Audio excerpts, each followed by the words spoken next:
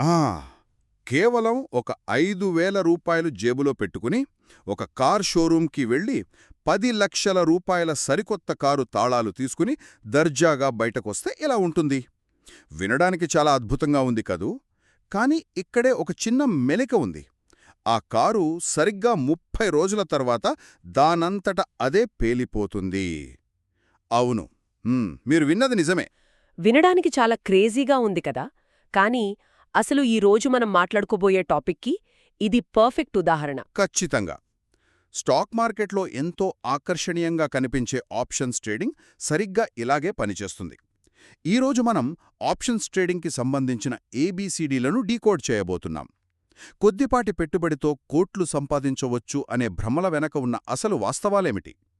అసలు ఇది నిజంగానే సంపద సృష్టించే మార్గమా, లేక సామాన్యులను ముంచే ఉచ్చులాంటిదా?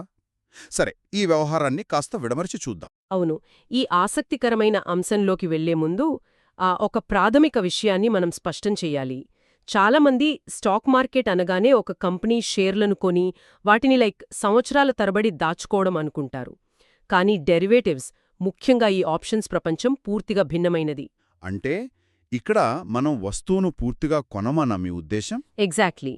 ఇక్కడ మనం వస్తువును పూర్తిగా కొనము, కేవలం ఆ వస్తువు లేదా షేర్ ధర భవిష్యత్తులో ఎలా మారుతుంది అనే దానిమీద ఒక హక్కును మాత్రమే కొంటాము. ఇక్కడ అత్యంత ఆకట్టుకునే అంశమేమిటంటే, ఆప్షన్స్ అనేది ఒక ఫ్యూచర్ లాట్ మొత్తానికి యజమానిగా మారడానికి చెల్లించే చిన్నపాటి అడ్వాన్స్, అంటే ఒక టోకెన్ అమౌంట్ లాంటిది అని వివరించవచ్చు. రైట్. అంటే ₹1,00,00,000 రూపాయల ఇల్లు కొనడానికి మనం ₹1,00,000 అడ్వాన్స్ ఇచ్చి ఆ ఇంటి రేటు పెరిగితే ఆ లాభాన్ని మనం తీసుకున్నట్లు అన్నమాట. దీని మార్కెట్ భాషలో ఒక స్పష్టమైన ఉదాహరణతో చూద్దాం. చెప్పండి. ఒక కంపెనీ షేరు ధర ₹1,000 ఉందనుకుందాం. అలాంటివి 500 షేర్లు కొనాలంటే ఆ క్యాష్ మార్కెట్లో ₹5,00,000 కావాలి.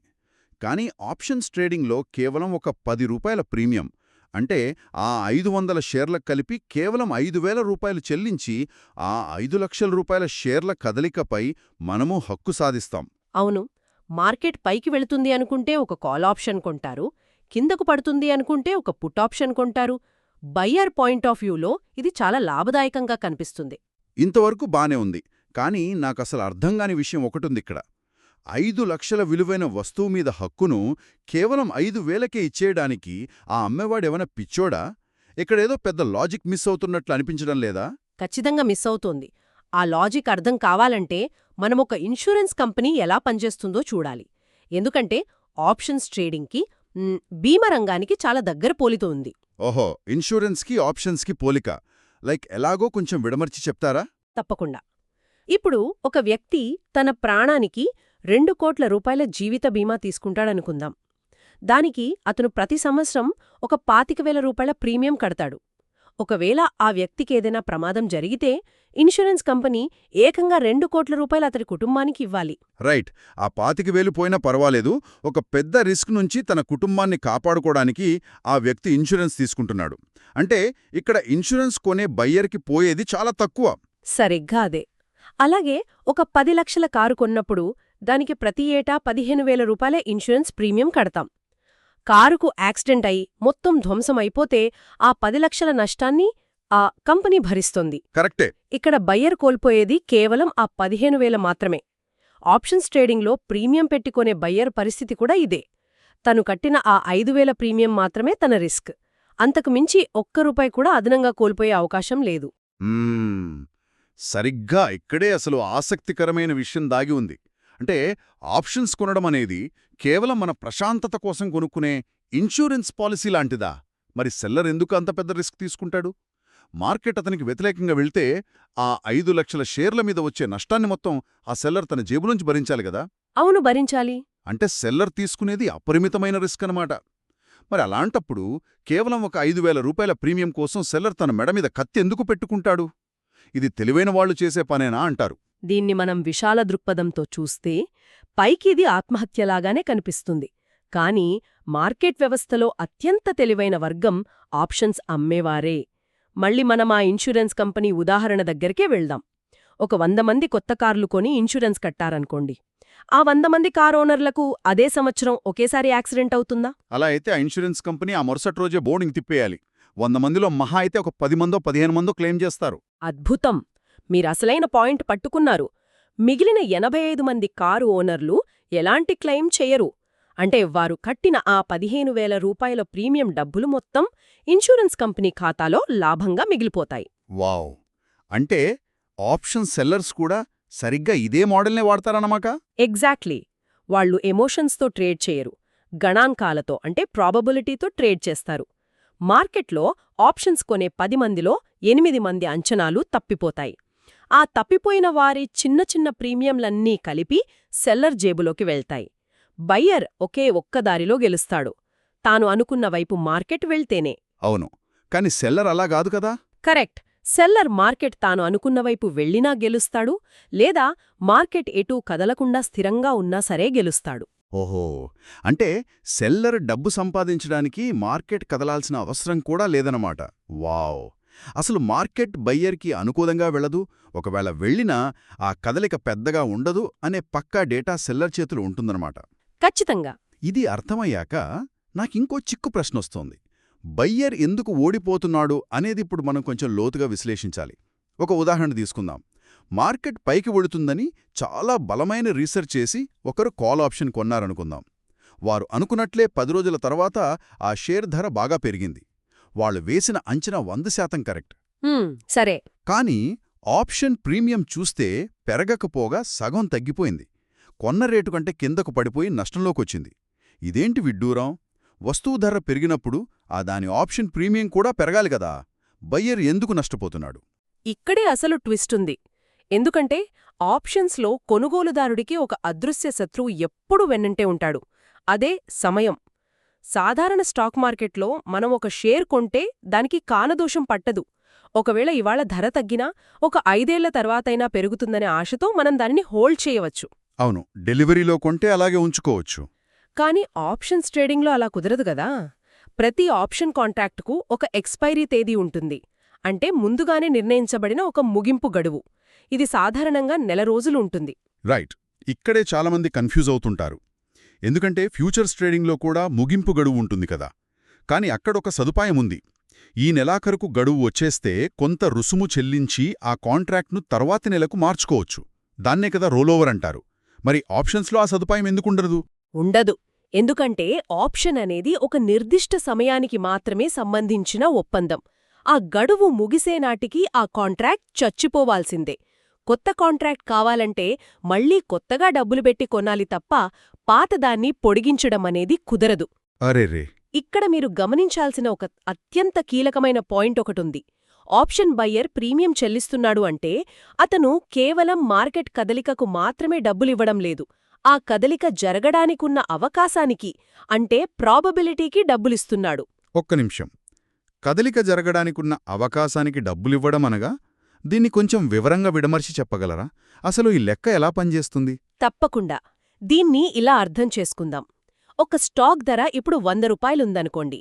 మీరు 110 రూపాయల దగ్గర ఒక ఆప్షన్ కొన్నారు. అంటే ఆ స్టాక్ 10 రూపాయలు పైకి వెళ్ళాలి. మీ దగ్గర ఒక నెల రోజుల సమయముంటే ఆ 10 రూపాయలు పెరగడానికి చాలా అవకాశాలుంటాయి. అవును, నెల రోజుల్లో ఏదైనా జరగొచ్చు. కరెక్ట్. ఎందుకంటే 30 రోజుల్లో ఎన్నో సానుకూల వార్తలు రావచ్చు, కంపెనీ రిజల్ట్స్ రావచ్చు. ఆ అవకాశం ఎక్కువగా ఉంది కాబట్టి ఆప్షన్ ప్రీమియం ధర కూడా ఎక్కువగా ఉంటుంది. కానీ 10 రోజులు గడిచిపోయాయి, స్టాక్ ఇంకా 100 దగ్గరే ఉంది. ఇప్పుడు మీ దగ్గరున్నది కేవలం 20 రోజులు మాత్రమే. అంటే టైం తగ్గిపోయింది. అవును. ఆ షేర్ 10 రూపాయలు పెరగడానికున్న సమయం తగ్గిపోయింది కదా. అంటే అది జరిగే అవకాశం లేదా ప్రాబబిలిటీ కూడా పడిపోతుంది. అందుకే స్టాక్ ధర ఒక్క రూపాయి కూడా కిందకి పడకపోయినా సరే కాలం గడిచే కొద్దీ ఆప్షన్ ప్రీమియం తనంతట తానుగా కరిగిపోతూ ఉంటుంది. ఓహో, అంటే దీన్నే టెక్నికల్ పరిభాషలో టైం వాల్యూ డికే అంటారు కదా. ఎగ్జాక్ట్లీ. మంచుగడ్డను ఎండలో పెడితే ఎలా మెల్లమెల్లగా కరిగిపోతుందో గడువు దగ్గర పడే కొద్దీ ఆప్షన్ ప్రీమియం అలా కరిగిపోతుంది. అద్భుతమైన ఉదాహరణ ఇది. అంటే మనం మార్కెట్ డైరెక్షన్ కరెక్ట్గా గెస్ చేసినా అది తాబేలులాగా మెల్లగా కదులుతూ ఉంటే ఈలోపు ఆ మంచుగడ్డ కరిగిపోయి మన చేతుల్లో నీళ్లు మాత్రమే మిగులుతాయన్నమాట. అసలు సమయమనేది ఇంత క్రూరంగా పనిచేస్తుందని చాలామందికి తెలియదు. ఖచ్చితంగా తెలీదు. అందుకే ఆప్షన్స్ జీవిత చక్రాన్ని అర్థం చేసుకోవడానికి మనం దానిని 3 దశలుగా వర్గీకరించవచ్చు. మనుషుల జీవితంలో లాగానే ఇందులో కూడా బాల్యం, యవ్వనం, వృద్ధాప్యం ఉంటాయి. వినడానికి చాలా ఆసక్తికరంగా ఉంది. ఈ 3 దశలు ఆ నెల రోజుల వ్యవధిలో ఎలా పనిచేస్తాయి? నేర్చుకునేవారికి ఇది చాలా ముఖ్యం. మొదటి దశను బాల్యం అంటారు. ఇది ఆప్షన్ కాంట్రాక్ట్ మొదలైన మొదటి వారం. ఈ దశలో టైం వాల్యూ డీకే ప్రభావం చాలా తక్కువగా ఉంటుంది. ఎందుకలా? ఎందుకంటే అప్పుడే పుట్టిన పిల్లాడికి భవిష్యత్తు మీద ఎంత ఆశ ఉంటుందో ఈ ఆప్షన్కి కూడా ఇంకా చాలా సమయం ఉంది కాబట్టి పెరిగే అవకాశం ఉంటుందని ఆశతో మార్కెట్లో ప్రీమియం నిలకడగా ఉంటుంది. ఇక రెండవ దశ యవ్వనం. ఇది 2వ మరియు 3వ వారం. ఓకే, ఈ యవ్వనం దశలో ఏం జరుగుతుంది? ఈ దశలో కదలికలు చాలా వేగంగా ఉంటాయి.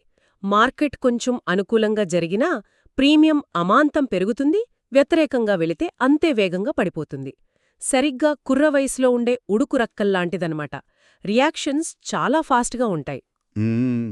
మరి వృద్ధాప్యం సంగతేంటి? బహుశా ఇది ఆఖరి వారం అయ్యుంటుంది కదా? అప్పుడు ఈ మంచుగడ్డ పరిస్థితి ఏమవుతుంది?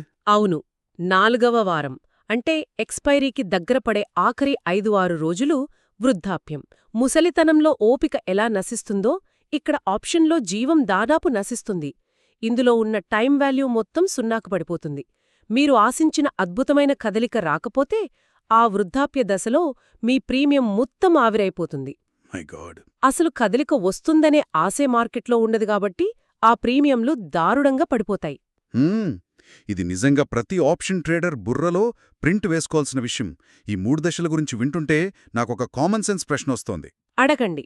ఒక ఆప్షన్స్ బయ్యర్గా ఈ మార్కెట్లో దిగితే అసలు ఎప్పుడు ఎంటర్ అవ్వాలి, ఎప్పుడు ఎగ్జిట్ అవ్వాలి?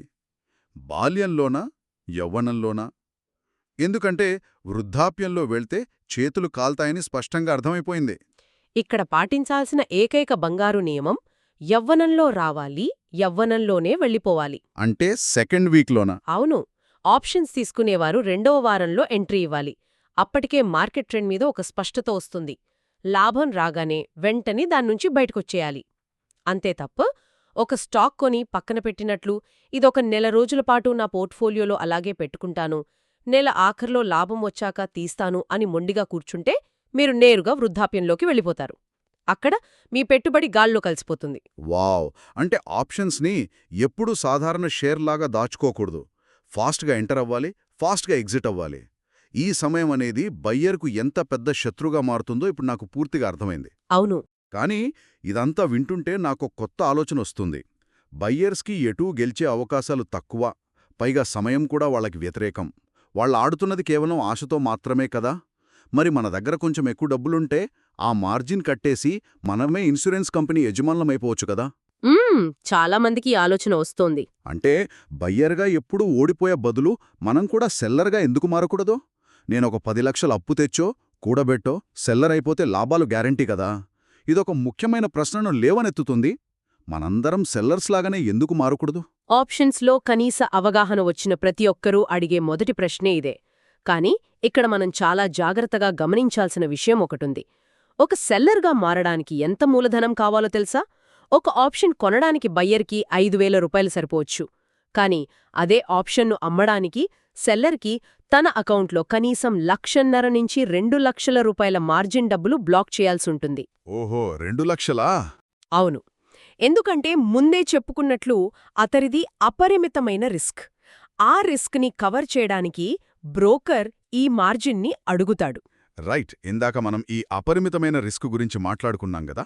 కానీ కొత్తగా మార్కెట్లోకి వచ్చేవాళ్లకి ఆ పదం వెనుక ఉన్న భయంకరమైన వాస్తవం సరిగా అర్థం కాదు. నాక్కొంచెం వివరించగలరా? బయ్యర్కి 5,000 పోతే సెల్లర్కి మొత్తం 1,50,000 ఎలా పోతోంది? దీన్ని ఒక ఊహాత్మక సంఘటన ద్వారా వివరిస్తాను. మీరు సెల్లర్గా మారిపోయి ఒక 5 రూపాయల దగ్గరున్న ఆప్షన్ను అమ్మేశారనుకుందాం. మార్కెట్ పెద్దగా కదలదు. ఆ 5 రూపాయలు కాస్త సమయం గడిచే కొద్దీ మెల్లగా కరిగిపోయి 0 అయిపోతుంది. ఆ 5 రూపాయలు మన జేబులోకొచ్చేస్తాయి అని మీరు చాలా రిలాక్స్డ్గా ఉన్నారు. అవును, చాలా సేఫ్ ట్రేడ్ అనిపిస్తోంది. కానీ ఆ రోజు రాత్రి ఏదో అనుకోని అంతర్జాతీయ విపత్తు జరగడమో లేదా ప్రభుత్వం ఏదో సంచలన నిర్ణయం తీసుకోవడమో జరిగిందనుకుందాం. మరుసటి రోజు ఉదయం మార్కెట్ ఓపెన్ అవ్వడమే మీరు ఊహించని విధంగా ఏకంగా 5% గ్యాపప్తో ఓపెన్ అయింది. దీన్నే మార్కెట్ భాషలో బ్లాక్ స్వాన్ ఈవెంట్ అంటారు. అంటే ఎవరో ఊహించని అతిపెద్ద కుదుపు. బాబాయ్ 5% గ్యాప్ అప్ప అప్పుడు ఏమవుతుంది? ఆ ₹5 ప్రీమియం అమాంతం ₹50కో 100కో వెళ్ళిపోతుందా? అంతకంటే ఎక్కువే వెళ్ళొచ్చు. ఒకవేళ అది ₹100కు వెళ్ళిందనుకుందాం. ₹5కు అమ్మిన వస్తువును ఇప్పుడు ₹100కు వెనక్కి కొనాలి. ఆ పెరిగిన ₹95 వ్యత్యాసాన్ని మీరు మీ జేబులోంచి బయ్యర్కి చెల్లించాలి. అరెరే!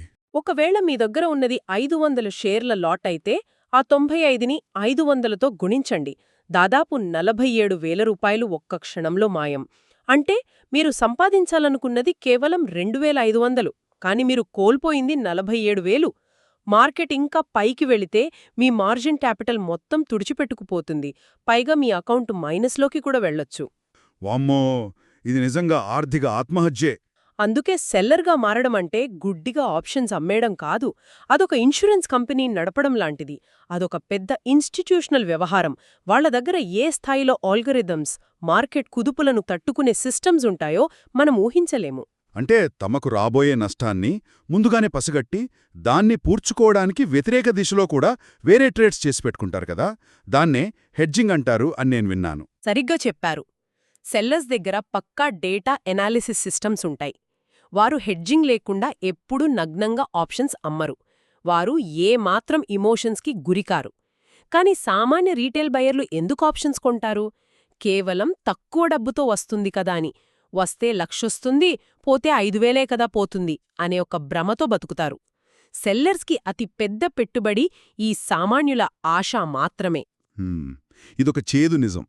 అంటే బయ్యర్స్ ఆడేది కేవలం ఆశతో, కానీ సెల్లర్స్ ఆడేది ఆల్గోరిథమ్స్ మరియు డేటాతో అన్నమాట.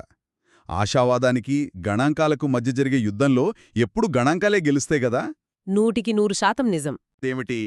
ఆప్షన్స్ ట్రేడింగ్ అనేది తక్కువ పెట్టుబడితో చేసే వ్యాపారం కనుక దీనిలో రిస్క్ తక్కువ అనే భావన పూర్తిగా అపోహ అని మనం ఒప్పుకోవాలి. వాస్తవానికి ఇది క్యాష్ మార్కెట్ కంటే ఎన్నో రెట్లు అత్యున్నతమైన రిస్కున్న గేమ్. ఒక షేరు కొని వదిలేస్తే అది పడిపోయినా ఎప్పటికైనా తిరిగి పుంజుకుంటుందన్న ధైర్యముంటుంది. కానీ ఆప్షన్స్లో సమయం దాటిపోయిందా మీ పెట్టుబడి విలువ శాశ్వతంగా 0 అయిపోతుంది. ఖచ్చితంగా. దీన్ని ముగించే ముందు నేను చెప్పే కీలకమైన సారాంశం ఒకటే. ఆప్షన్స్ ట్రేడింగ్లో మీరు విజయం సాధించాలంటే కేవలం ఈ స్టాక్ ఎటువైపు వెళ్తుంది అని సరైన దిశను అంచనా వేయడం మాత్రమే సరిపోదు. ఆ దిశతో పాటు సరైన సమయంలో ఆ స్థాయికి వెళుతుంది అని కూడా ఖచ్చితంగా అంచనా వేయగలగాలి. రైట్. దిశ మరియు సమయం రెండూ ముఖ్యం. అవును. దిశ ఎంత ముఖ్యమో సమయం కూడా అంతే ముఖ్యం. సమయమే ఇక్కడ అసలైన ఆటను శాసించే నిర్ణేత. మీరు కొన్న ఆప్షన్ ముగింపు గడువు దగ్గరపడే నాటికి మీరు అనుకున్న లక్ష్యం చేరకపోతే మీరు సరైన విశ్లేషణ చేసినా సరే ఓడిపోయినట్లే లెక్క. ఎంత అద్భుతంగా చెప్పారు. సరైన దిశ మరియు సరైన సమయం, ఈ రెండు కలిస్తేనే ఆప్షన్స్లో మ్యాజిక్ జరుగుతుంది. లేదంటే అదొక ఘోరమైన ట్రాజెడీ అవుతుంది. ఈ లోతైన విశ్లేషణ తర్వాత ఆప్షన్స్ ప్రపంచంలోకి అడుగు పెట్టాలని ఉవ్వుళ్ళూరుతున్నవారు లేదా ఇప్పటికే ఆకర్షణలో పడి ట్రేడ్ చేస్తున్న ప్రతి ఒక్కరూ తమను తాము ఒక ప్రశ్న వేసుకోవాలి. స్టాక్ మార్కెట్ అనే ఈ అదృశ్య క్యాసినోలో చారిత్రక లెక్కలన్నీ చూసుకుంటే ఎప్పుడూ ఆ ఇన్సూరెన్స్ కంపెనీలే, అంటే ఆ ఆప్షన్ సెల్లర్స్ మాత్రమే స్థిరంగా లాభాలు గడుస్తున్నారు. అవును. కేవలం మన దగ్గర తక్కువ డబ్బులే ఉన్నాయన్న ఒకే ఒక్క కారణంతో ఆకర్షితులై ఆశతో పదే పదే ప్రీమియంలు చెల్లించి మన చేతులు మనం కాల్చుకుంటున్నామా? లేక ఒకవేళ మనం ఈ ఆటను ఆడాలని నిర్ణయించుకుంటే ఆ ఆప్షన్ సెల్లర్స్ ఆలోచనా విధానాన్ని పూర్తిగా అర్థం చేసుకుని వారిలాగే ఏ మాత్రం ఎమోషన్స్ లేకుండా కేవలం డేటా, టైం వాల్యూ మరియు హెడ్జింగ్ ఆధారంగా ట్రేడ్ చేయడానికి మన మైండ్ సెట్ను సిద్ధం చేసుకుంటున్నామా? ఈ కోణంలో ఆలోచించడం చాలా అవసరం. ఇది కేవలం డబ్బుతో ఆడే మార్కెట్ కాదు. ఇది పూర్తిగా మన మనసుతో ఆడే ఒక సైకలాజికల్ గేమ్. ఈ ఆలోచనాత్మకమైన ప్రశ్నతో ఈనాటి ఈ ఆసక్తికరమైన చర్చను ఇక్కడితో ముగిద్దాం. మళ్ళీ మరొక అద్భుతమైన అంశంతో కలుద్దాం.